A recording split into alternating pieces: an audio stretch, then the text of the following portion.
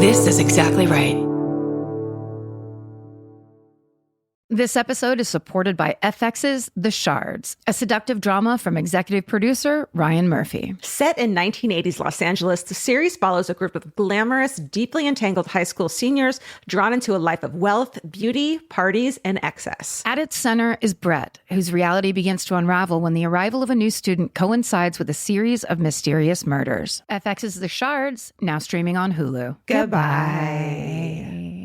Everyone loves the idea of spending an afternoon curled up with a good book. Well, grow up, because it's almost impossible. Luckily, you can take your next great story with you on Audible. Audible has a massive selection of titles to choose from, including This American Life, new books by Michael Connelly, along with classics from Agatha Christie, and so much more. Whether you want a mystery, a true crime story, or something completely different, there's always something new to listen to. New members can start listening with a 30-day free trial at audible.com/MFM. Audible, stories that speak to you. Goodbye. The best time to think about home security is before you need it. That's exactly why there's Simply Safe. Traditional home security only alerts you after a break-in has already happened, and that's too late. Simply Safe is changing that. Simply Safe's US-based live agents identify threats on your property and help deter them so intruders never get to your house. The system is customizable so you can build one that fits your home and your specific needs. The 24/7 professional monitoring is effective and affordable and won't lock you into a long-term contract. I think that's what's so scary for so many people is that long-term contract. And like, what if it turns out you don't like it or need it, but they don't have that because they know you'll like it and you'll know that you need it and feel so much safer when you have it. Like at this point in my life, I would never go without a security system on my house. I just feel safer with actually having Simply Safe around. There's a whole staff at Simply Safe that's waiting to talk to you and help you out. Right now, you can get 50% off your new system by visiting simplysafe.com/MFM. That's half off at simplysafe.com/MFM. There's no safe like Simply Safe. Goodbye.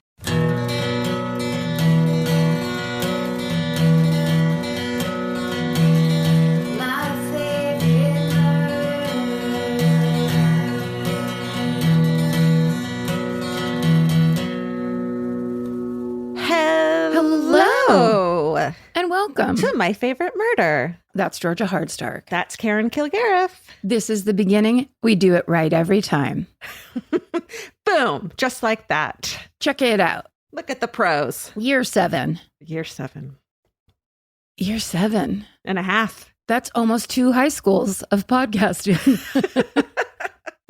Almost 2 high schools. We've almost graduated high school. Both of us. Yeah. It's great. It is great. I'm happy for us. I know. I mean, we really stuck in there. We didn't quit like college, you know. Or almost high school in my case. And, you know, I will say this. Compared to high school, this show, I've done more homework for this show than I ever once did in high school, ever. Yes, 100%. I never did homework in high school. It's like less drugs and more homework. How did we sell this to ourselves? Right. Like, I don't think anybody considered the long-term effects of just starting up a homework show and then several side businesses all at once. Right. Highly recommend not a podcast that you have to do homework for. Talking and driving ones are fun. Plenty of other kinds. What's going on with you? What do you got? I got not much. I do a lot of the same thing. But then it makes it kind of fun because then when I do leave this house and go like meet a friend for dinner or do something, it's like literally I drive around Los Angeles. I'm like, look at that. How long has that been there? You're like a new baby. Yes.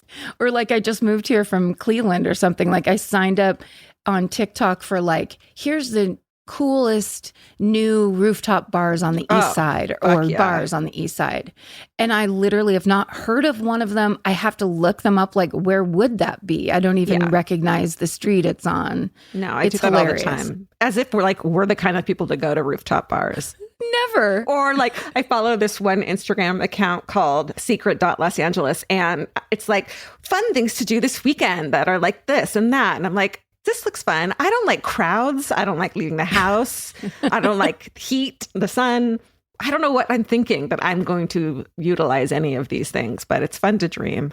It's fun to dream and picture. And sometimes I think I also signed up for Secret Los Angeles. That's really funny because was one of the things like a vegan festival? Probably. I don't know. I literally was like looking like, that's interesting. And I'm like, Karen, can I please talk to you for a second? You're not going to a vegan festival. You're a carnivore. Like that's A and B and C.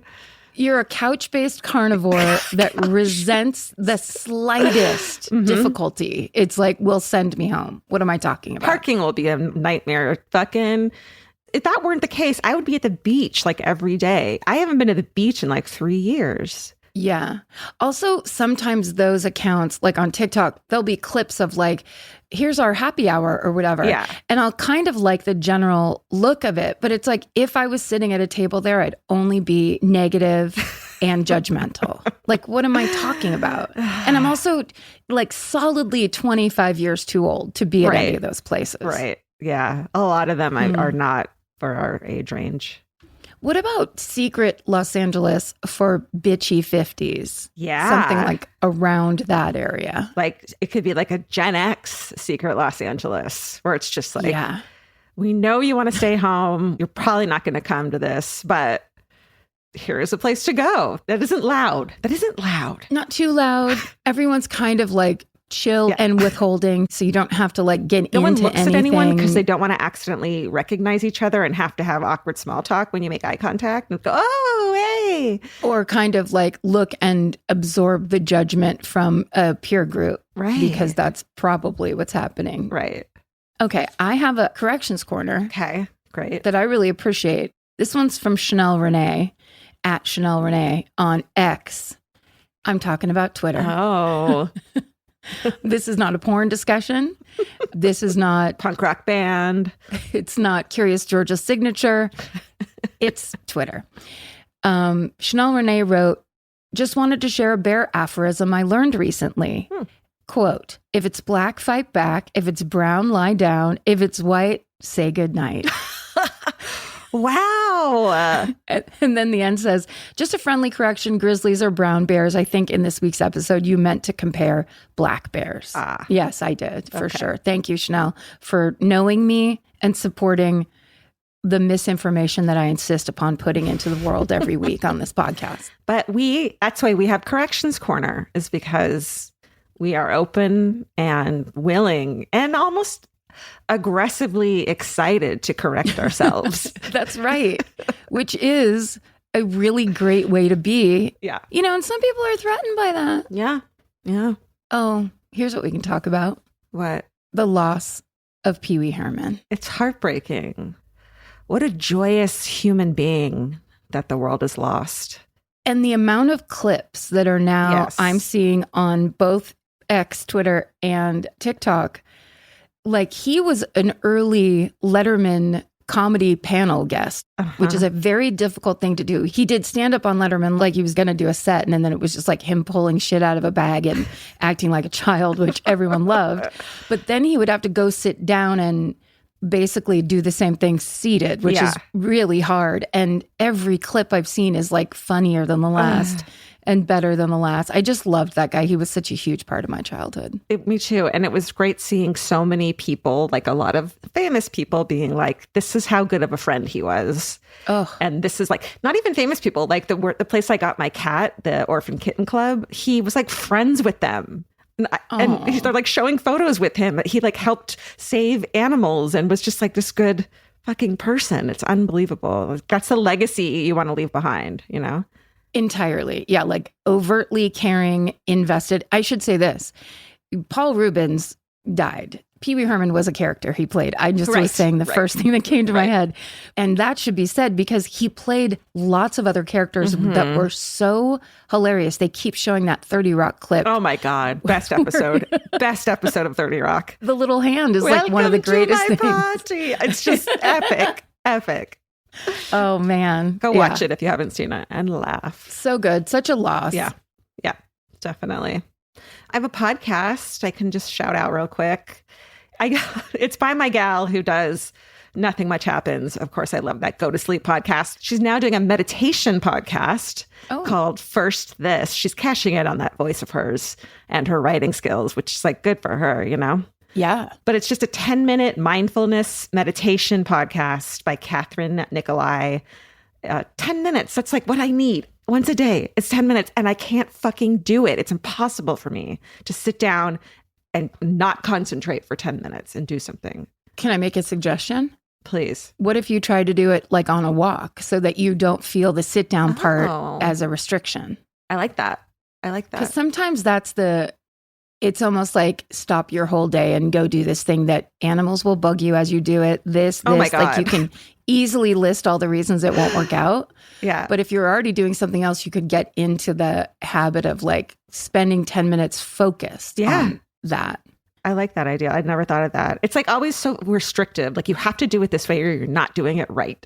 And so I don't do it, you know? Whose voice is that, Georgia? Who's talking in that? Janet! No, just kidding. I'm kidding. I don't know. That's my bully voice in my head. She's real mean. Yeah. You know? I got one more thing. Okay. I pulled it off the X feed. Erica, who is at Gilligal on X, Twitter, tells us Mysteries Abound has a Patreon where Paul releases new episodes and adds old episodes onto the end. So our old favorite podcast that we were talking about last week, Mysteries Abound, does have a Patreon. We love that podcast. You should love it too. Talk about a great voice. Yeah. Yeah. And great stories, compelling, interesting mystery stuff.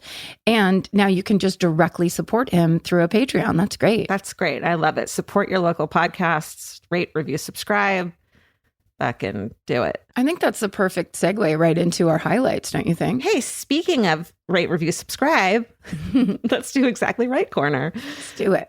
Okay, we're really excited to report that Ghosted by Roz Hernandez debuted at the top of freaking comedy podcast charts, you guys. Nice. Thank you so much for following her, for loving her, for reviewing her. She is such a talent. The podcast is so incredible, and we're so proud to have it on Exactly Right. So thank you guys for supporting. And this week, Roz's guest is none other than comedian and friend of the network, Patton Oswalt. That's going to be a great episode. Yeah. What are his ghost stories? Ooh. I've known him forever. I've never heard a ghost story. All right. Another reminder that Adulting with Michelle Buteau and Jordan Carlos is back after a summer break. And now this podcast is weekly. And they're this week joined by comedian Mike Yard. So make sure you're following that show and that you don't miss the brand new episodes that come out every Wednesday. And on this podcast, We'll Kill You, Aaron and Aaron discuss all things asthma. How brilliant is that? Like, I don't know anything about asthma. I do. I had really bad asthma growing up. Really? Uh-huh. Well, find out why by listening to this podcast, We'll Kill You. I'm going to call in and argue with them, with the science explainers. Also, just a quick reminder, the MFM store is stocked with some new merch bundles for Puzzle-rinos, BFFs, and those of you who might be new listeners. So just go over to myfavoritemurder.com and check out our merch store. Yeah, do it. Thanks. Hey, thanks so much. Hey, I'm first this week, right? You are. This podcast is brought to you by Squarespace. Every successful small business starts with someone saying, I wonder if people would actually buy this. Squarespace gives you everything you need to find out. From consultations to events and experiences, you can showcase your skills with a customizable website designed to attract clients and grow your business. With Squarespace's collection of cutting-edge design tools, anyone can build a beautiful, professional online presence that perfectly fits their brand or business. Get paid on time with professional invoices and online payments. Plus, streamline your workflow with built-in appointment scheduling and email marketing tools. Head to squarespace.com/murder for a free trial. And when you're ready to launch, use offer code MURDER to save 10% off your first purchase of a website or domain. Goodbye. This episode is supported by FX's The Shards, a seductive drama from executive producer Ryan Murphy. Set in 1980s Los Angeles, the series follows a group of glamorous, deeply entangled high school seniors drawn into a life of wealth, beauty, parties, and excess. At its center is Brett, whose reality begins to unravel when the arrival of a new student coincides with a series of mysterious murders. FX's The Shards, now streaming on Hulu. Goodbye. In the summer, healthy habits are easy to keep. until you leave the house. You walk out the door, and the next thing you know, you're barefoot and feral in a gas station candy aisle. That's why Kachava makes it easy to maintain your routines. Kachava is an all-in-one nutrition shake, and now it comes in new travel packs. Every packet gives you a simple shake with protein, fiber, vitamins and minerals, greens, probiotics, omegas, electrolytes, and more. They're easy to toss into a bag, easy to take on the road, and a simple way to stick with your normal wellness habits, even when your schedule changes. Man, that Kachava matcha in the individual packs is like my dream snack. It's exactly what I need and want in between the not great meals I'm eating for lunch and the snacks I would have had anyways that are terrible for me. This is something I feel like I'm treating myself when I take. You're treating yourself to vitamins, fiber, all these things that your body really wants and needs and kind of craves that it does seem like it takes a big effort to get. So now you're getting it all in one packet and in a little drink you like. Take your daily ritual with you. Go to Kachava.com and use code MFM for 15% off your first order. That's Kachava, KACHAVA.com, code MFM. Goodbye. Okay. This story is sad and a bummer and not good because it's the story of a kidnapping of a child. So it's a hard one. The reason I'm covering it is because it's Australia's first ever kidnapping for ransom case. Oh. And it completely changed the forensic investigation field there and everywhere. And it changed laws. It changed the whole mindset of how cases are solved in Australia and all over the world. So it's important. My main source for today is an episode of an Australian show called Crime Investigation Australia, which interviews many of the original investigators in the case. This is from the 1960s, so they're all old timers now. And the way they solved this is so incredible. So it's a really great episode. And the rest of my sources can be found in our show notes. The story begins with the construction of the Sydney Opera House. Oh. Where none other than where you and I did a fucking show once. We did a show at the Sydney Opera House that was so intimidating. We were driven underground into the parking structure. We were walked to the area and then we got on that stage and it was just like, what is, how did we get here? Hollowed ground. Crazy. I thought it was at the last minute they were like, just kidding, you're at the Chuckle Club or something like that. It was so crazy. Yeah. So construction begins on the now iconic design in 1957.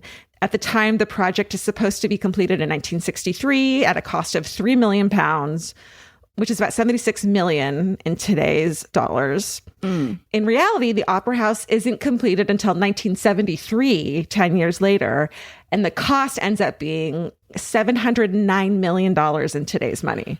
Oh, that's way over budget. Way over budget. Yeah. And actually, in the time it took to build the Opera House, Australia had changed its currencies from pounds to dollars. So the fucking money isn't even the goddamn same anymore, you know? It's like time is truly passing when the money changes. Exactly. Yeah.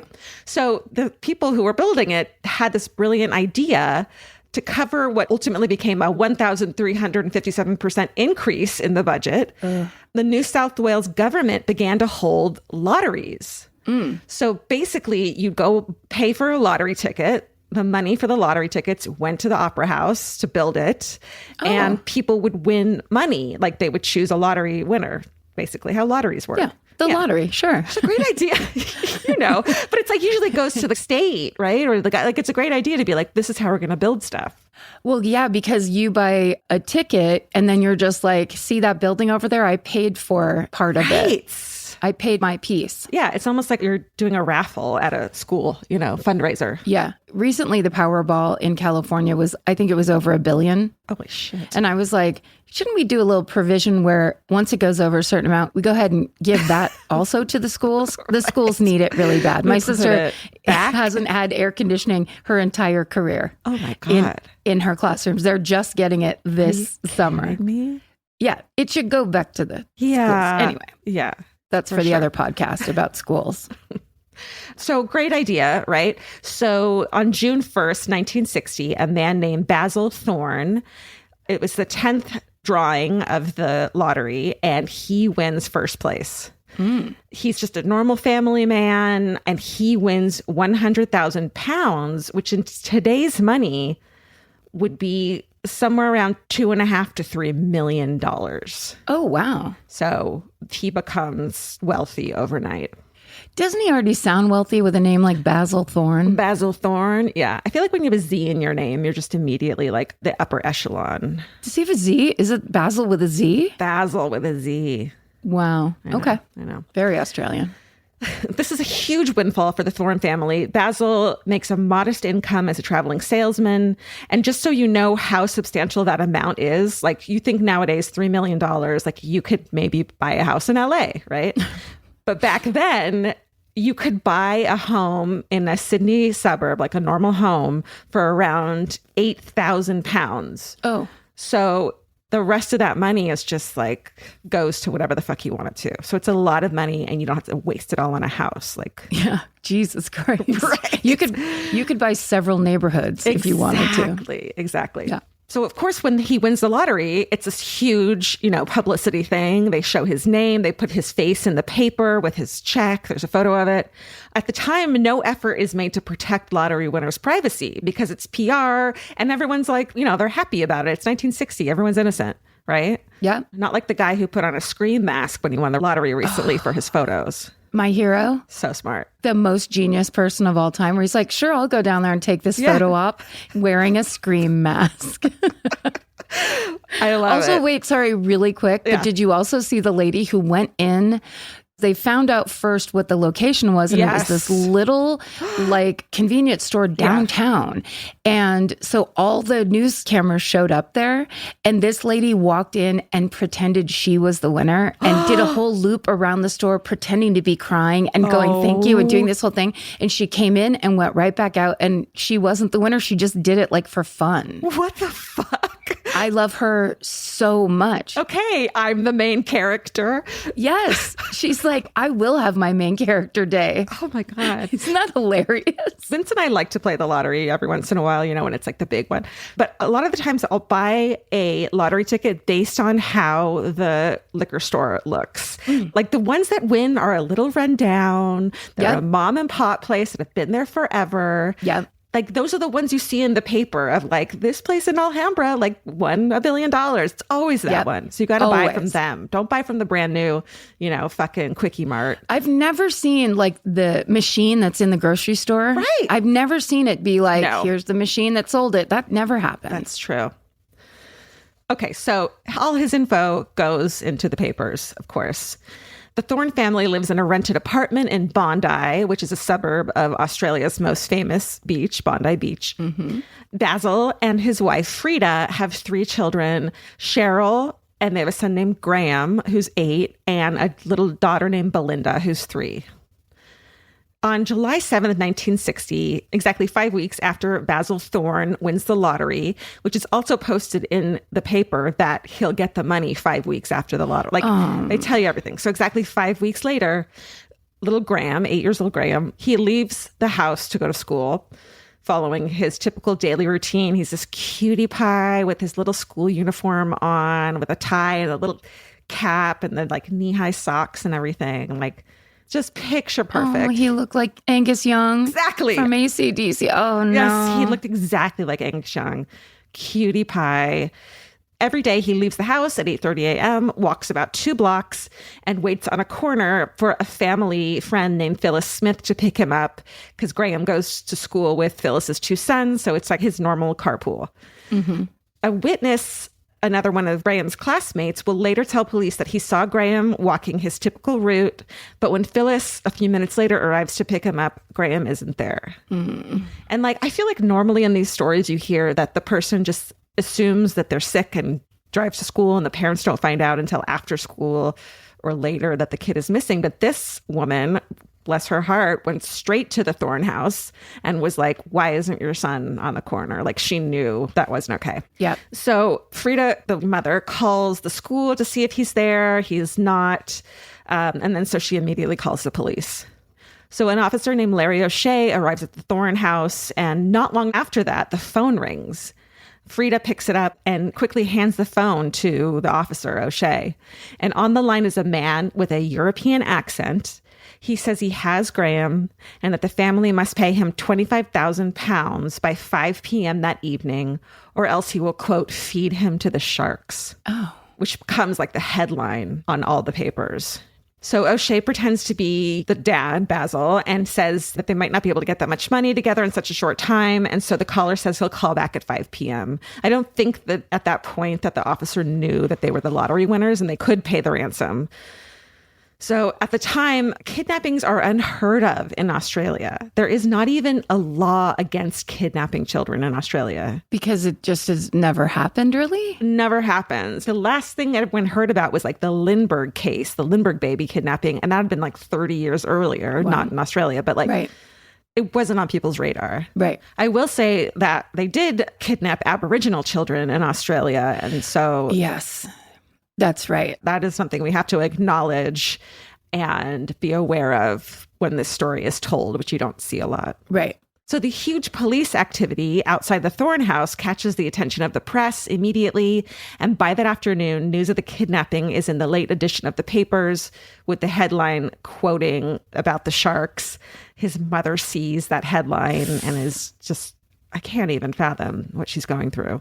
So Basil had been away on business. He's a traveling salesman. He lands in the Sydney airport on the evening of July 7th, and that's when he learns that his son had been kidnapped. That evening, he goes on the nightly news, and there's a clip of this in that episode of Crime Investigation Australia of him, you know, in black and white, sitting in front of all these cameras and microphones trying to plead with the kidnapper, but he is so busted up that he can barely speak. He says, quote, well, all I can say is if the person that's got him is a father and has children of his own, well, for God's sake, send him back in one piece. And then he just breaks down and can't say anything else. It's fucking devastating. The idea that he had to do that the day he found out, like what a horrible series of finding out in such a shocking way and then having to be the one that goes and is the face of it. That's horrible. It's really awful. The kidnapper does call again that same evening, but not until almost 10 p.m., 5 hours after he said he was going to call. And this time, another officer picks up the phone and also pretends to be Basil. They try to trace the call, but the call is not long enough because the kidnapper gives instructions to put money in 2 paper bags, but then he hangs up abruptly, giving no further information. So maybe he noticed that the 2 voices of the person who claimed to be Basil wasn't correct and knew something was up, but I'm sure he saw the papers as well, that it was like being covered. The search for Graeme consumes Sydney. It shocks this peaceful, safe suburb as well as greater Australia. The search, which becomes the biggest manhunt in Australian history, also consumes the police. All police leave across the state of Sydney is completely cancelled. A reward of £5,000 is offered by the police, and another award of £15,000 is put up by 2 different newspapers. Police conduct an extensive search through Sydney, and they even enlist the help of known criminals, which is wild. Sydney's organized crime groups assign their foot soldiers to assist. Oh, I know. It's almost like they're asking around, being like, any of your cohorts, are they behind this? These are these gangster types. And the kidnapping of a little schoolboy is like against their code. So they're ready to fucking like crack some skulls if they find out who did this. Yeah. You know? That's kind of a nice little bit of a human element to a horrible story. Totally. So during the search, a few clues start to emerge. Frida tells the police that 3 weeks before the kidnapping, a man had come to her house claiming to be a private investigator, but it was like kind of weird and shady. He asked to confirm the family's phone number, which was weird because they had just gotten a telephone for the first time. So it's like, why would he know that information? And witnesses report seeing a stocky man sitting on a park bench that faces the Thorne home several times in the days leading up to Graeme's kidnapping. The day after the kidnapping, Graeme's school briefcase, which has his name on it, is found on the opposite side of Sydney Harbour in an overgrown area. Some kids just stumble upon it. It still has his apple inside that his mom had peeled for him and then wrapped back up in the peel so it wouldn't turn brown, which I think is like a little detail that some of the investigators who had young children, it just kind of hit them really hard. Yeah. It's like such a small detail of like the love of your parents, you know? Right. Right. Another witness reports that on the day of the abduction, he had seen a 1955 Ford Custom Line painted in iridescent blue, so really specific, parked near the Thorne home. And he said he noticed it because it was parked oddly, blocking the crosswalk. And police realized that the car is blocking the crosswalk that Graeme would have used to go to his usual corner. Okay. The police are kind of suspicious of this guy because they're like, how do you know like the year of this car and how specific it is? And so they drove him around town and they were like pointing out cars and he knew everything about them. So he just fucking knew a lot about cars, which is very, very lucky because the Ford Custom line was Ford's mid-range model produced in Australia only between 1952 and 1959. And the specific 55 model that the witness saw had undergone a redesign, so it had a distinct look. So the police go directly to basically their DMV and start pulling records of any blue Ford Custom line in the area. Ends up being about 5,000 cars. There's no computerized fucking system. These are cards that people have to go through, and they go through over 300,000 cards just to find this car. Yeah. Of course, people are fucking horrible, so there are a few tips that don't pan out, as well as some fucking hoaxes of people calling. Always, every time. Trying to get that fucking money. It's just, what the fuck? So on August 16th, about 5 weeks after the kidnapping, a group of children are playing on a vacant land around a mile away from where Graham's school briefcase was found. And they notice a blanket wrapped around something that they immediately surmise to be a body. And so they don't touch it. They run straight home and tell their moms. The moms are like, wait for your dad to come home. And so that evening, when the children's fathers get back from work, they take a closer look and they do determine and discover that Graham's body is inside the blanket. Oh, no. I know.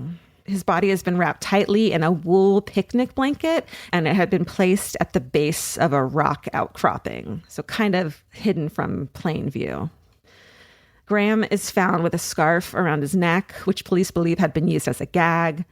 And the autopsy determines that Graham's skull had been fractured, having been struck forcefully by a blunt object. And they believe that this is the cause of death, or it is a combined cause with asphyxiation from the scarf. So based on the condition of his body, investigators can tell that Graeme died on the day of or very shortly after he was abducted. He's still in his school uniform, and he still has the 2 handkerchiefs his mom had put in his pocket, folded and ironed. His like tie is still on. And so then this is where like all the forensics starts to come in, because the School of Agriculture at the University of Sydney tests the mold that had grown on the bottom of his shoes, and they determined from the mold growth that he hadn't walked on the shoes for some time. So that's part of the reason they were able to place the timeline of his death. Okay. So while the Thorne family is joined by the entire country in mourning of the loss of their son, the police and some of Australia's best scientists come together to launch the country's first major forensics investigation. Sydney's police scientific team examines the blanket and retrieves hair, fibers, seeds, and other kinds of debris. The hairs are sent to a top biologist who determined that some are human. And then he says that some of them have come from a very specific dog, not just a dog, but a fucking Pekingese. Oh. And actually, the investigators are kind of upset by this specificity because it really narrows down their pool of suspects. You know, if they find someone that they think is very good looking for the part and doesn't have a Pekingese or just has some kind of other dog, and he ends up being wrong about this, it's like, can you just say this kind of dog? But he's like, nope, it's a Pekingese. Yeah. So traces of soil and plants are also examined by geologists and botanists. And the botanists find traces of 2 varieties of cypress trees. And they say that the plants themselves aren't super rare, but to have the 2 different cypress trees in the same area, in the same yard, is very rare. So they need to look specifically for that. The geologist also finds traces of pink builder's mortar in the soil on the clothing and scarf that Graeme was wearing. What this tells them is that the boy had probably been near or under a brick building at some point. Because of the components, the building had probably been a house. So like they were able to get very, very specific. So it's a brick house with 2 different cypress trees somewhere nearby and perhaps a Pekingese dog inside. Right. Oof. Right. And the fact that the mom had, you know, finger pointed this stranger who came to the door who had a European accent, who was kind of a big dude. And there was a couple other witnesses. They're able to get very specific. Right. So all of these scientific findings, of course, take some time, but by early October, about 6 weeks after the discovery of Graeme's body, police are canvassing the area, carrying pictures of the types of cypress trees they're looking for. They talk to a postman who says that he knows of one house made with pink builder's mortar with trees that look like the ones in the pictures. That is such a good idea to ask the mailman. They see everything all day. Yeah, he's already canvassing the fucking neighborhood. That's right. Yeah. But the postman says the family living in the house had already moved out. But it turns out that the police have already interviewed the owner of the house because he was the owner of an iridescent blue Ford Custom Line. Oh. His name is Stephen Bradley. He's 34 years old. He is married, has 3 young children, and a blended family with his second wife, Magda. Stephen Bradley was born in Hungary and immigrated to Australia, where he changed his name from Istvan Baronier to Stephen Bradley. Bradley's neighbors first went to the police themselves in August, 3 days after Graeme's body was found, telling them that Bradley drove the kind of car they'd been looking for. So that's why they already had him on the radar, which is like, fuck yeah, be a nosy neighbor, be a nosy postman. I mean, you know, when it comes to missing children, do what you got to do. Fuck yeah. When questioned by police, Bradley had said he had been moving out of his house on the day Graeme disappeared and that he and his car had both been at his house all day.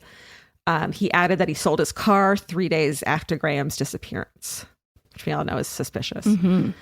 But on October 3rd, when the postman's tip leads them back to Stephen Bradley, they discover 2 things. One is that he and his family have left the country. A week prior, they had boarded an ocean liner headed for London to move. The other clue is that before they left, they brought their dog to a vet's office with the instructions to send it along to London once the Bradley family had gotten there. The dog was a Pekingese. Yeah. Yep. How wild is that? He was fucking right. He was right. Down to the breed. Yes. And his fur matches the fur from the picnic blanket. Well, and the idea that it wasn't like, you always have to think, and this is obviously always a consideration, right? Where it's like, what if your best friend's dog was a Pekingese and they came to that one picnic with you or whatever? Where it doesn't always mean the firm exact thing. You know, it's just potential evidence, but who knows? It's questionable until you can prove it. So, and that makes sense that they're just like, if you're telling us this exact dog, we could easily be led astray by that idea. Yeah. So I feel like this case had all the workings of becoming a cold case. And the fact that within a year they had caught this guy, I mean, less than a year, it's unbelievable. Like, it just seems like they did so much hard work and, you know, and also worked together with a lot of different agencies to get clues. I think that postman move was crucial. Ask the postman. Yeah. That's so genius. Fuck yeah. I call him the mailman, but the Australians call him a postman. Mail person, mail carrier. Mail carrier. Get with it. Yeah. While police make a plan to intercept Bradley, who's still on the ocean liner, they also investigate his old house more thoroughly.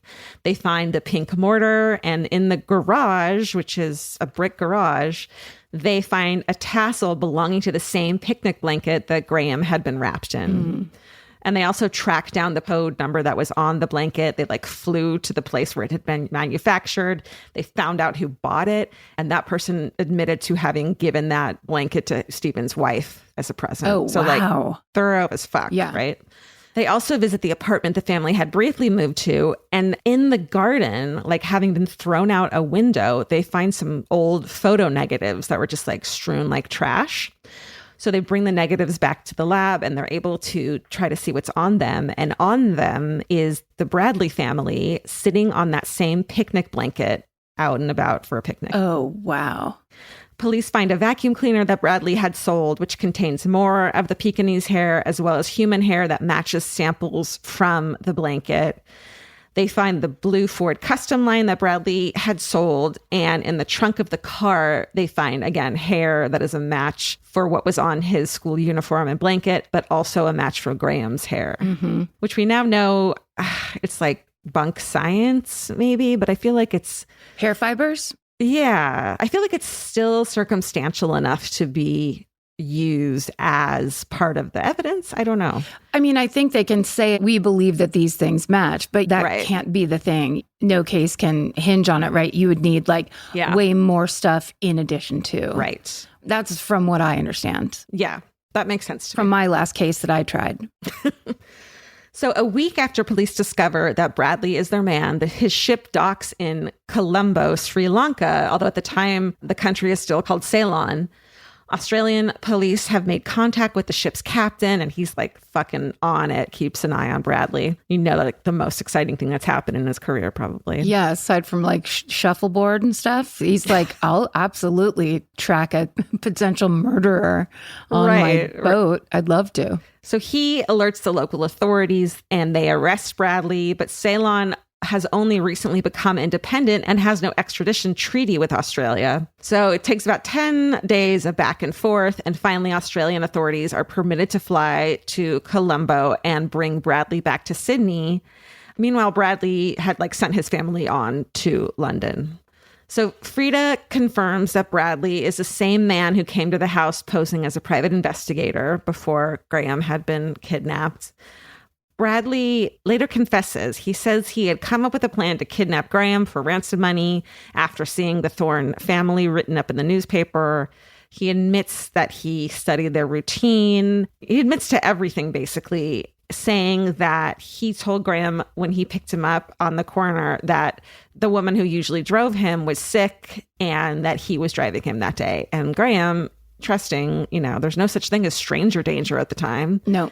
And it's like, your mom sent me to pick you up. Of course he gets in the car. Yes, right? Absolutely. During his trial, though, he pleads not guilty to murder, saying that it wasn't his intention to kill Graeme and that he had like left him in the fucking trunk of the car, comes back later and he's dead, which is like, it doesn't add up with what the autopsy showed at all. Right. Prosecutors, of course, dispute this claim, citing forensic tests that proved it would have been impossible for Graeme to breathe and still be alive in the trunk. After a 9-day trial, Bradley is found guilty. And at this point, the entirety of Sydney, this is the trial of the century there. Like, people are pushing and shoving outside the courthouse to try to get a seat in there. Like, it is front page news on every paper for months and months. It's a big fucking deal. So when it's announced that Bradley is found guilty, the crowd inside and outside the courthouse breaks out in cheers. Normally, the judge would not have allowed this, you know, order and all that. But he, I think, is aware that so many members of the public had become so invested in poor little Graeme and his murder that he allowed it. So people are just cheering. Bradley is sentenced to life in prison. He dies in prison in 1968 of a heart attack at the age of 42. Oh, wow. Which is like a bummer that he couldn't rot in there for longer, you know? Well, maybe he rotted the most he could and then his heart stopped because he was rotting so hard. I mean, like, aside from a plan to get money, why in God's name would you endanger a child or even involve a child? Yeah. And he had young children of his own. But do you know what I mean? Like, was he a pedophile that was covering his tracks? It doesn't seem like it. It seems like he really was just greedy and had lost his job and needed money and like lived a certain lifestyle and wanted to keep it up that way. It's possible he didn't plan on killing Graeme, even though it's clear he did. It's not known. It might have just been a ransom thing for him and it just went south. Yeah, such a wide gap in my mind between needing money and doing something out of desperation for money, which happens all the time and is horrible, to killing a child that's sitting in front of you. That's just like, I don't know. No, absolutely. The Thorne case is seen as a turning point in Australia, and it kind of marks the end of innocence. It's the whole, like, people didn't lock their doors. Kids walked to school by themselves, played outside by themselves, no big deal. And of course, that completely changes. And as I said, kidnapping a child wasn't even listed as a crime at the time. And of course, that quickly changes. People like didn't even believe these kinds of kidnappings could happen, and they didn't have stranger danger. And that just changed everything. Yeah. It also marked a turning point in forensic investigation in Australia. It demonstrates the power of science in narrowing down these huge, wide suspect pools, as well as putting together the necessary evidence to prove a case. So that was a complete sea change. Then, of course, Australia's lotteries stopped publicizing information about the winners. Good. Yeah, they let people choose if they want to be public or not. Well, I mean, it is kind of like you're saying, it's a very sweet reality that they were living in beforehand, where it's like, this can be trusted public information. Right. And they had no reason to believe otherwise. Yeah. The Thorne family moved to a different suburb, and Basil died in 1978 at 56 years old. Frida died in 2012. She lived to be 86 years old. And of course, their lives were reportedly never the same, obviously.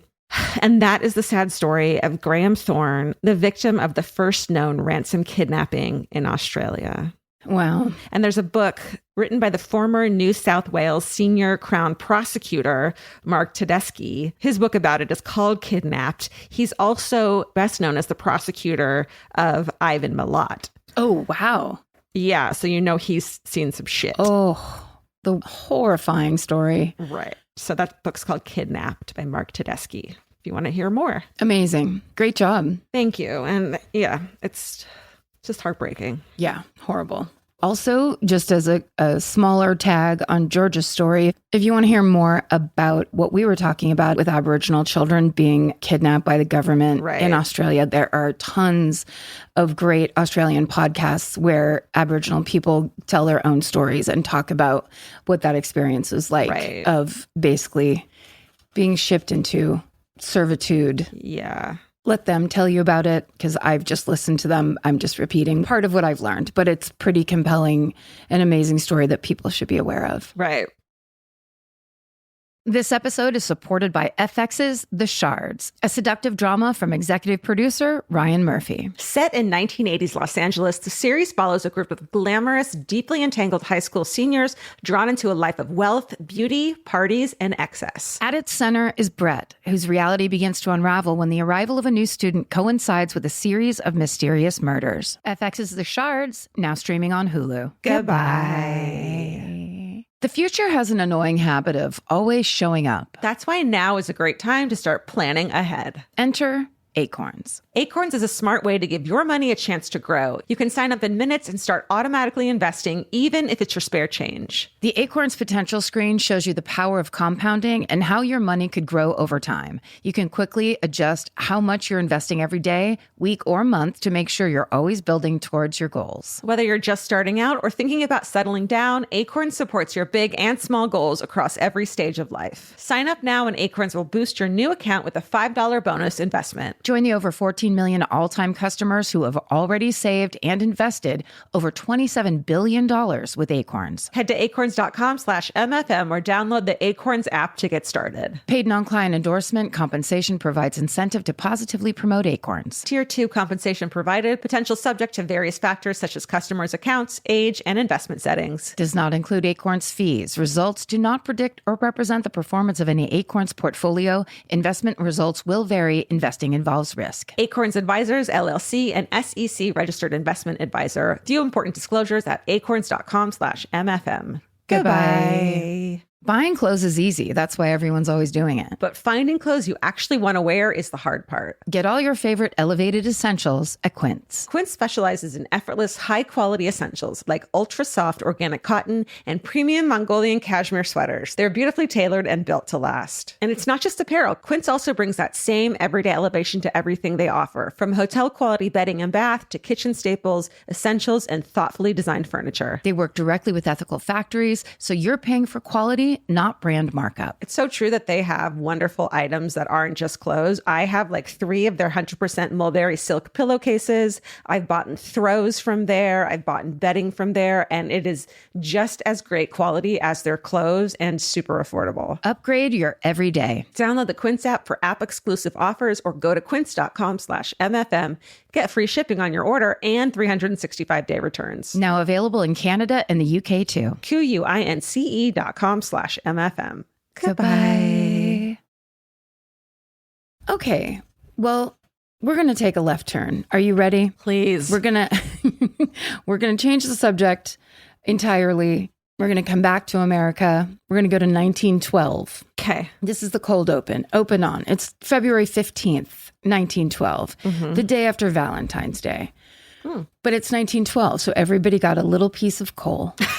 So it's a cold winter day in Lower Manhattan, and two young clerks working for the East River National Bank throw on their coats, step outside. They've just picked up $25,000 for a routine money transfer, and that is over $800,000 in today's money. Shit. So one of the clerks is lugging a heavy briefcase with the cash in it. The other one walks ahead to open the door of a waiting taxi cab. And this cabbie has been contracted by the bank to drive these clerks around as they make these transfers and deposits around the city. The men climb into the cab. They throw the heavy briefcase on the floor. The driver pulls out into traffic. They're headed to their next location. It's business as usual until a man in a long black overcoat starts walking alongside the slow-moving taxi. He's walking very close, but it doesn't really raise an alarm to anybody. It's New York City. It's all pedestrians and traffic, so no one's really noticing anything until a second man starts walking alongside on the other side of the taxi. And suddenly these two men at the same time open the taxi's back doors. They jump inside the back seat and begin violently beating the young clerks that are sitting back there. Shit. Once these two men are back there, a third man runs up, jumps into the front seat, holds a gun to the cabbie's head, and tells the cabbie to drive them to a nearby train station. When they get there, they tell the driver to stop. They grab that briefcase with all the money in it, jump out, and they disappear down into the subway station. So the cabbie is unharmed, but the two bank clerks are bloodied and bruised, and that money's long gone. And the next morning, this heist is headline news. New Yorkers are stunned by the thieves' brutality and boldness and the huge amount of money that they got away with. Meanwhile, NYPD Deputy Commissioner George S. Doherty knows that he has to close this case as soon as possible because it turns out at this time, the NYPD is trying to rehab its dismal reputation. They've been accused of being corrupt and ineffective. Officers are known for taking bribes and demanding payouts from illicit businesses like gambling halls and brothels. Doherty knows that they can't afford yet one more ding on their reputation, so they assign 60 detectives to this case. Yikes. Yeah. Thanks to multiple eyewitnesses, they quickly learn who the three thieves are, but days go by and the suspects are not apprehended or charged. And New Yorkers are having a field day with one more example of the NYPD's incompetence. One newspaper even describes the department as, quote, the subject of jest and cartoon from coast to coast, end quote. Oof. Yeah. But then a seemingly innocuous tip rolls in saying that one of the suspect's girlfriends is renting a room at a seedy downtown boarding house, and a light bulb goes off in Doherty's mind. He thinks this girlfriend might be a way to catch these robbers, but cozying up to a violent criminal's girlfriend would require a dangerous undercover operation. The assigned detective is going to need brains, courage, and creativity to avoid blowing their cover. And that's something the NYPD's detectives can't really be trusted to do right now. So the deputy commissioner decides to assign an unlikely person to this case. A woman? What? What's she gonna do? What's she gonna do? Nag the case until it solves itself? No, quite the opposite. I'm about to tell you the story of the police matron turned detective who helped crack one of New York's most gripping armed robbery cases when no man could, and made history in the process. This is the story of the NYPD's first female detective, Isabella Goodwin. Fuck yeah. Right? So the main sources used in today's story are the book The Fearless Mrs. Goodwin by Elizabeth Mitchell, a New York Times article by writer Corey Kilgannon. I love all these Kill last names that I've been dealing with lately.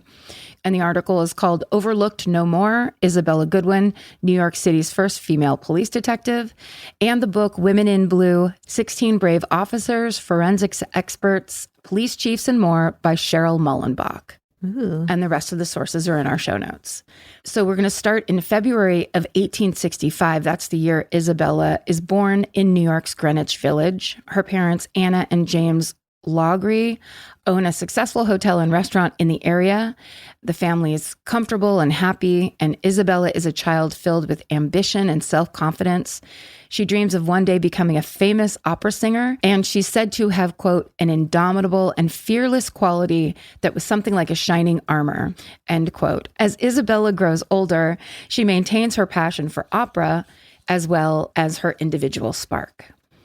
But Isabella's coming of age in the mid-19th century, so she can't escape the expectations placed on women of that era. In 1884, at just 19 years old, she does what many women do. She gets married and she starts a family. And her husband, John W. Goodwin, is a policeman himself with the NYPD, while Isabella is left to raise the couple's 4 children by herself in the Goodwins' tiny apartment. In the mid-1880s, it becomes clear that John's job is simply not paying enough to sustain their family. So the couple decides to follow in Isabella's parents' footsteps and open a restaurant in Chelsea. But within the first 5 years, the restaurant burns to the ground in a 3-alarm fire. And worse than that, it wasn't insured. Oh, So it's a complete loss. fuck. Things only get worse from there. In 1889, after serving more than 7 years with the NYPD, John has witnessed some serious corruption in his precinct, and he tells Isabella that he has threatened to expose it. One of his allegations is that the police officers were bringing sex workers right into the station while on the job. Wow. So in response to John's whistleblowing, his superiors try to punish and threaten him into staying silent. Right. Isabella knows that John's job is all they have, and it's already not enough, so they're in real crisis. And then if things couldn't get worse, one afternoon, as John is driving their carriage and a pregnant Isabella sits by his side, they get into an accident. The carriage is flipped onto its side, and Isabella is thrown to the ground, and then the carriage comes down on top of her.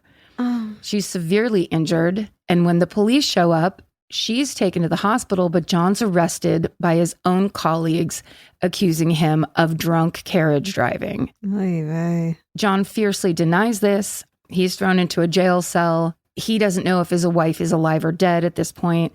And his fellow officers tell John that the only way he's getting out of there is if he signs a resignation letter. Ooh. So he signs it, but underneath his signature, he writes the phrase, "in protest." Damn. So for the next 7 weeks, Isabella's condition remains critical. 4 kids at home, and she's in the hospital. She loses her unborn child, but eventually she makes a full recovery. She's finally released from the hospital. But now John is waging war against the NYPD over his wrongful termination. And as he's fighting a contentious courtroom battle, and one that Isabella actually testifies at on his behalf, many newspapers start calling him a hero cop who's willing to take down the city's corrupt police department. And this case ends up going all the way to the state Supreme Court. Wow. So it's a really big deal. For a moment in January of 1895, the Goodwins' luck seems to finally be turning around because John wins this case. Nice. He's given his old job back. This is very echoes of Serpico, where it's like, sorry, how is he supposed to still work there when he's now like the whistleblower? Right. And the other problem is that the stress of the past almost decade, really altogether, have taken a terrible toll. His mental health has deteriorated, and he's really started drinking quite a lot. He's become a serious alcoholic. By the end of that year, he's sent to Bellevue Hospital for treatment. And future President Theodore Roosevelt, who has recently started his tenure as the city's police commissioner, actually goes so far as to tell the New York Times that the hero cop John Goodwin is now clinically insane. Oh, no. Yeah. So it's pretty ugly. John will struggle with his medical and mental illness issues until August 11th, 1896, when he dies from the side effects of alcoholism. Oh, no. Yeah. So now Isabella is a grieving single mother of 4 with no source of income.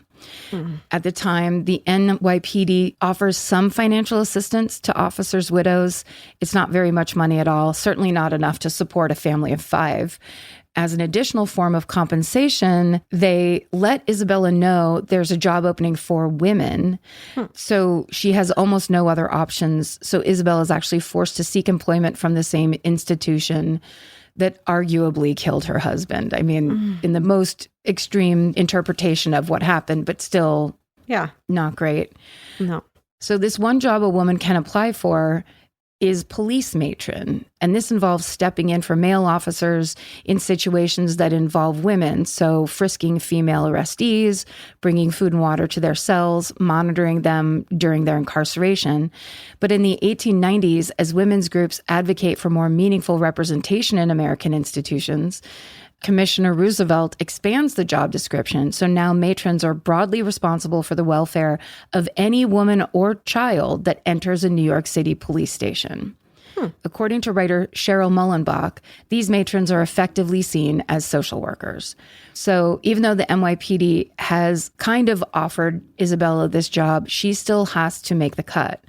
Over 200 women have applied for it, and only 10 positions are available.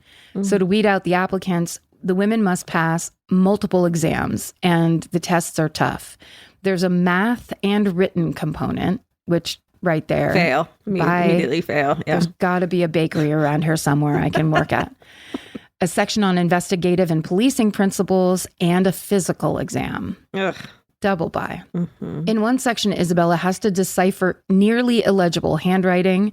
In another, she has to explain how she'd help if a woman suddenly went into labor under her watch. Oh, dear. But Isabella does a great job, and she also submits 20 letters of recommendation from her most well-respected friends and acquaintances. Wow. And in the end, 31-year-old, 5-foot-tall Isabella Goodwin gets the job. She's a little lady. Oh. She's offered a salary of $1,000 a year, which is $36,000 in today's money. Ouch. And this is what... Been there. Yeah, right?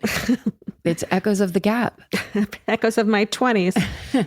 This is one of the lowest salaries in the entire New York Police Department.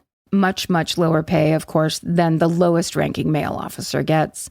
But Isabella is fine with it. She finally has a way to feed her children and keep a roof over their heads. So after she is appointed at this job, Theodore Roosevelt himself shakes her hand and welcomes her to the police force, even though very recently he said a horrible fucking thing about her husband. Right. So all of this must have been incredibly difficult just to swallow, having to go back into basically this rat's nest for her. On top of which, her workday starts at 6 a.m. She says goodbye to her children, who are left with her mother, their grandmother, and she reports to a downtown police station. Of course, there's nothing glamorous about this turn-of-the-century police station. Writer Elizabeth Mitchell describes it like this, quote, "The stench alone was overwhelming. The closed windows trapped the perfume of fetid socks. Cops worked 13 hours at a stretch without a moment home, so laundry got done at the station. Drying uniforms, not quite purged of their sweat, hung out to dry." So gross. The air hung heavy with pipe smoke, cigar smoke, and on cold days, the belch of pot-bellied stoves that stained the walls a demonic black. Oh, my End quote. God. Enjoy. I bet it smelled so bad. To protect and serve. Just hideous. So filthy. So basically, Isabella has a job in a smelly, vicious boys club. And she actually is the only woman working in that entire station at the time. Wow. But Isabella doesn't give a shit, essentially. Yeah. She has no time for her male colleagues' rudeness, their judgment, or their underestimation. As Elizabeth Mitchell writes, quote, "Isabella was fearless and had been since childhood. She would not shy from wariness or prejudice." End quote. So all those wonderful childhood descriptions, she carried that throughout her whole life. That was who she was. Nice. So she clocks in for a 12-hour shift. She goes home for 12 hours and wakes up the next day, does it all over again. Sometimes she has to pull a 24-hour shift, depending on what's happening. And she's also required to be on call anytime she's not there. So she has to go in whenever they need her, including the 7 days a year she's allowed to take off. Fuck. Yeah. The 40-hour work week that labor unions won us had clearly not gone into effect yet. Thankfully, Isabella has her mother to look after her children, but between her job at the precinct and her role as a single mother of 4 young kids, she barely has time to rest. And still, Isabella genuinely finds joy in her work, and she seems committed to serving others. At the station, she tends to the women and children as if they were her own house guests. Many of the people under her care are despised by society, from accused murderers to highly stigmatized sex workers. and many are going through traumatic experiences themselves. That's why they're there. Isabella watches over runaways, women who are homeless, people who are escaping abusive domestic situations, who in that era, they would get themselves arrested so they could go to jail so they would be protected from their abusive husbands. Oh my God. Regardless of their backgrounds, Isabella makes sure that they're all comfortable and cared for. She brushes their hair. She asks them about their lives. And even though she hardly gets to see her own kids, she joyfully takes care of any children who end up at a police station. So it's a lovely idea, that female energy that's so needed in those horrible times. She was there providing it. She's extremely good at her job. She's intuitive. She's considerate. She's patient. She's very thorough. And because of all that, she slowly starts to accumulate more responsibilities. In 1904, she's handed her first big opportunity. That year, Isabella's police captain, a man named John Cottrell, gets a tip about a female-only gambling house that's operating nearby, which is like, wait, sign me up. Did we or did we not have rights? Because that sounds rad. We had fun. Cottrell knows that this would not be a job for male detectives, obviously, but the concept of a female detective does not yet exist in the NYPD. So Cottrell calls on Isabella for help. He orders her to find out where the gambling house is, how to get inside, and gather any evidence of illegal activity. And she is stoked. She's like, I will absolutely do that. I would love to. Because it allows her to be both creative and strategic. So she carefully puts together this plan. Knowing that she has to build trust with the downtown gambling crowd, Isabella starts making daily appearances in seedy parts of town. Fun. Which is, yes, a great way to kind of get out of work, get in the seedy parts of town where the fun's at.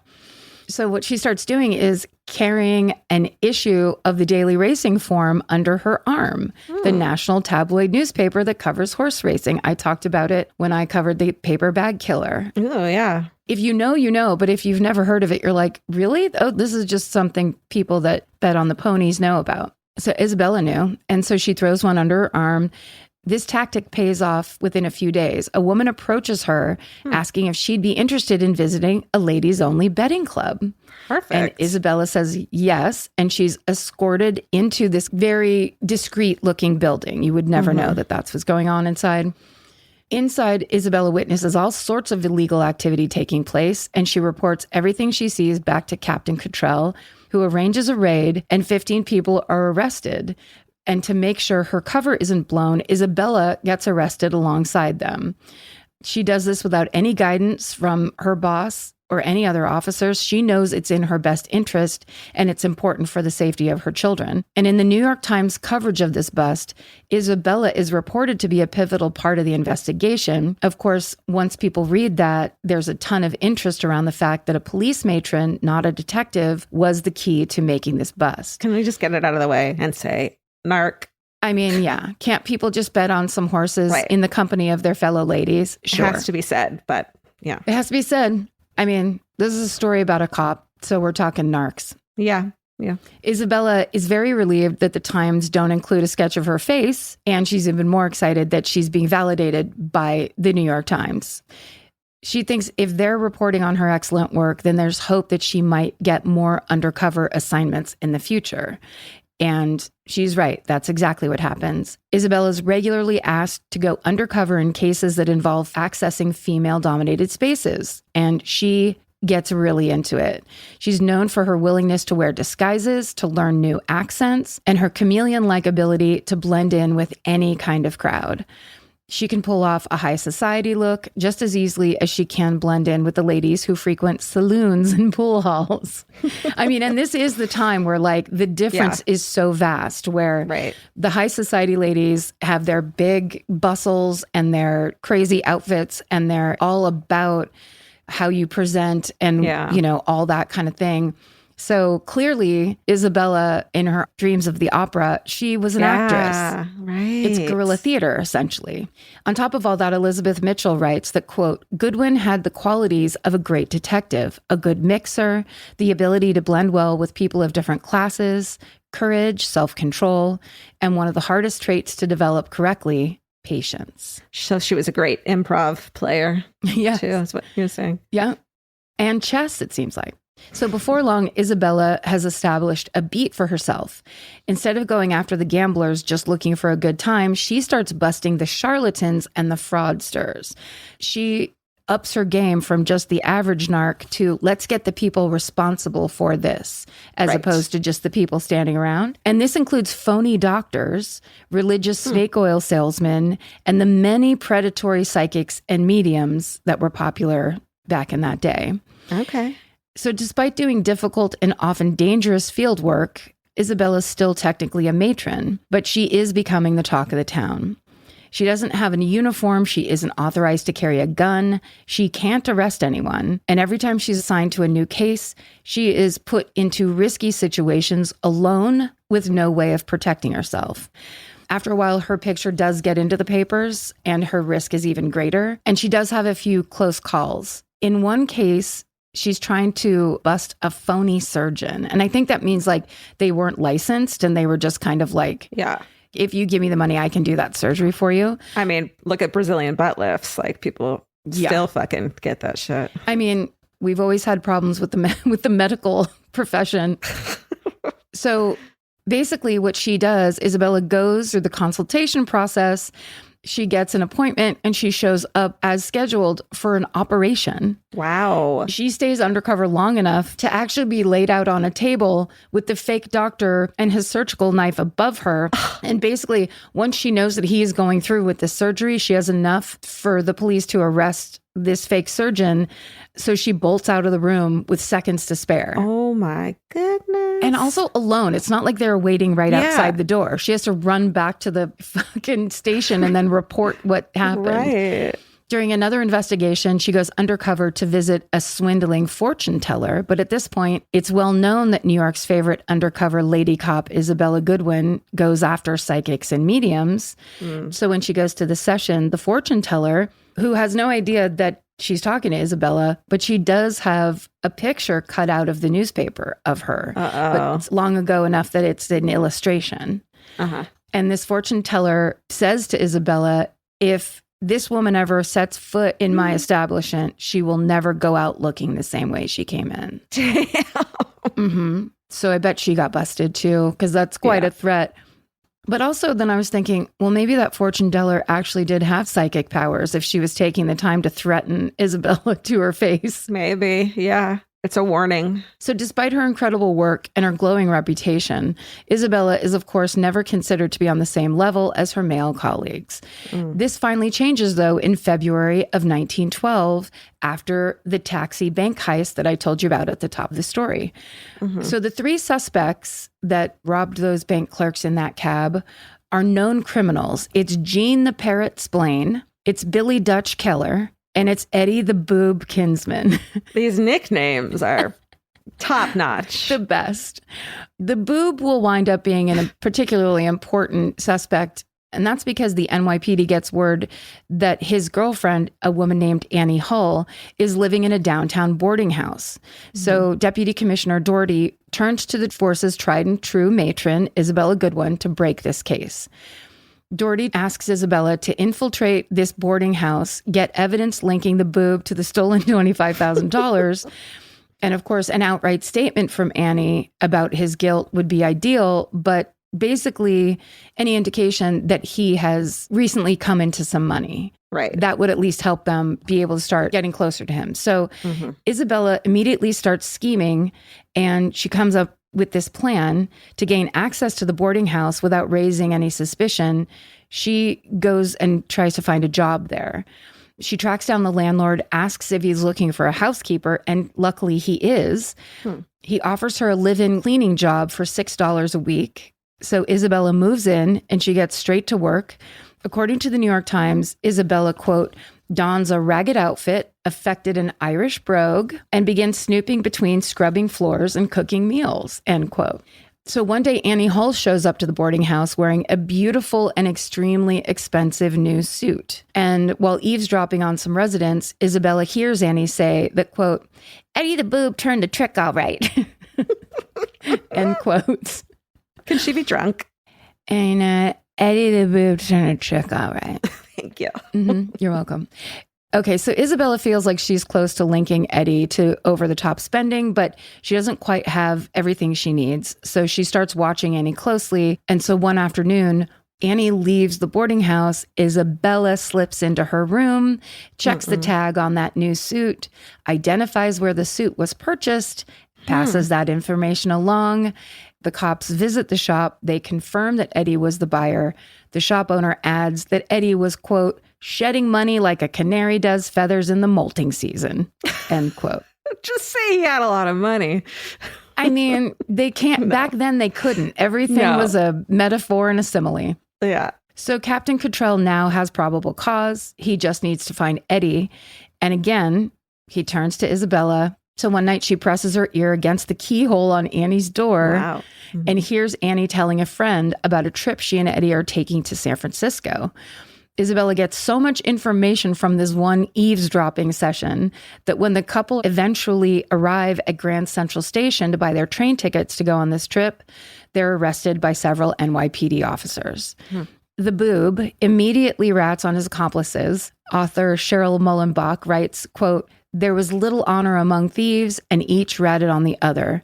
Others were also implicated, including the cabbie. So in that bank heist, the fucking cabbie was in on it. Fuck. Why didn't he get hit in the head like everybody else did? Yeah, for sure. So everyone that's linked to the notorious taxicab bank robbery is eventually brought to court and convicted, giving the NYPD the win they so badly needed. And it couldn't have been done without Isabella Goodwin.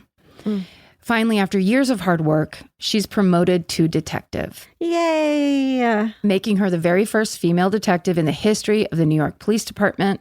Along with this job title, her salary goes up from $1,000 a year to $2,250 a year, which is basically 70 grand in today's money. Nice. Yeah. And meanwhile, Isabella continues to be a media darling. Across the United States, stories about New York's very first female detective run in all the newspapers. The New York Herald even reports, quote, there is many a 6-foot detective with a gun on his hip who does less valuable work for his $3,300 a year than Mrs. Goodwin, a slight, quick-moving little woman whose brain more than keeps pace with her body, end quote. Damn. The New York Herald really... That's a nice review. Yeah, they dug her. They dug her and they kind of were like, and look at these fucking slouches over here. Like she's busting ass. It's the least you could do anyway. Yeah. Yeah. Here's a final quote from Isabella. She said, quote, I do not care for the distinction of being the first woman to become a member of the detective force, but I hope my work will be so successful that I will be known as one of the cleverest detectives in the department. I love the excitement and I want to show just what a woman can do when the chance comes her way. End quote. Over the next few years, and following in Isabella's footsteps, more and more women joined the NYPD ranks. And then in 1921, Isabella Goodwin, now 56 years old, is told that she'll be co-creating the NYPD's very first women's precinct. Yes. Fortunately, this experimental precinct is the complete opposite of the station where Isabella has been working all these years. Fucking bet. The building housing the women's precinct is described in the following way, quote, a bright, cheerful place in Chelsea with a piano in the reception room, window boxes and white coverlets on the beds in the detainees' dormitory.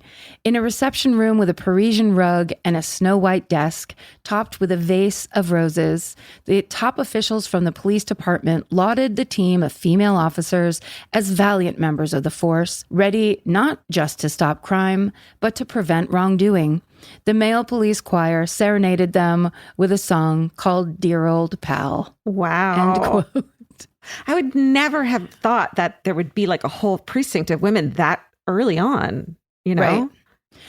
And just to let you down, it only existed for 2 years. And then in 1923, NYPD quietly closed the women's precinct and gave no official reason for its closure. Because they were being embarrassed. That's right. By how shitty they were and how easily and wonderfully the women ran the show. I mean, this is the poor man's copyright. The women's precinct, the detective story of all the badasses that were in the women's precinct kicking ass and solving crimes is a movie or a TV show. Yeah.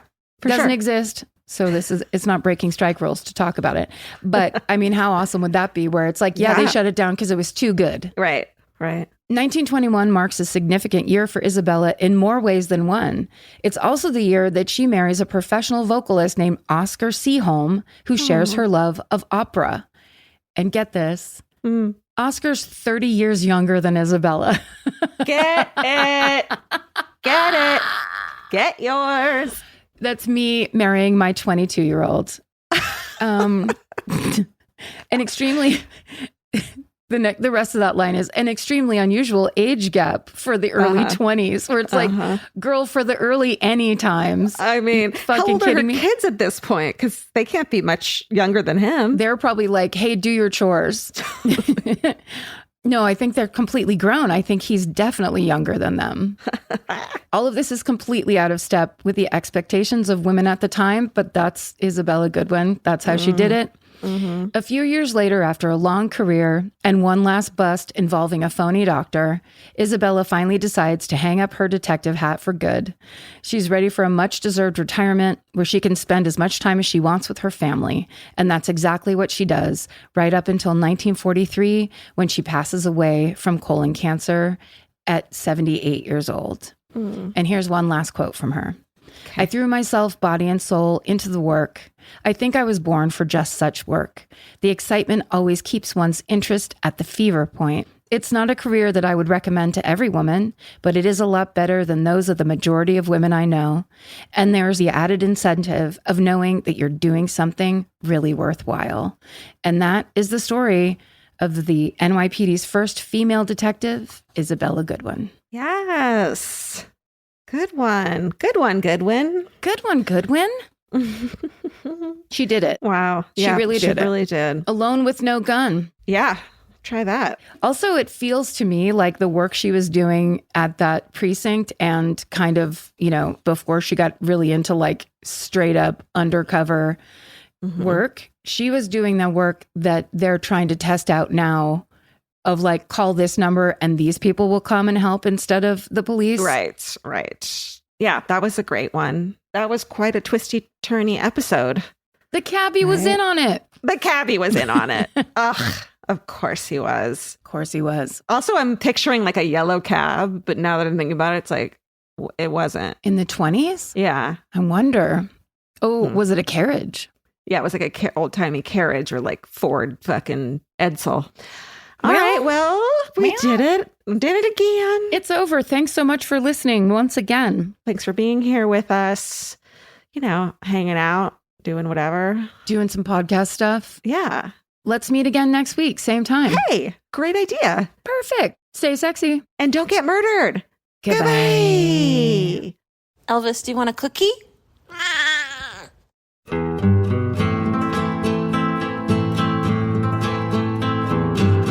This has been an Exactly Right production. Our senior producer is Alejandra Keck. Our managing producer is Hannah Kyle Creighton. Our editor is Aristotle Acevedo. This episode was mixed by Liana Squillace. Our researchers are Maren McClashin and Allie Elkin. Email your hometowns to myfavoritemurder@gmail.com. Follow the show on Instagram and Facebook at myfavoritemurder and Twitter at myfavemurder. Goodbye.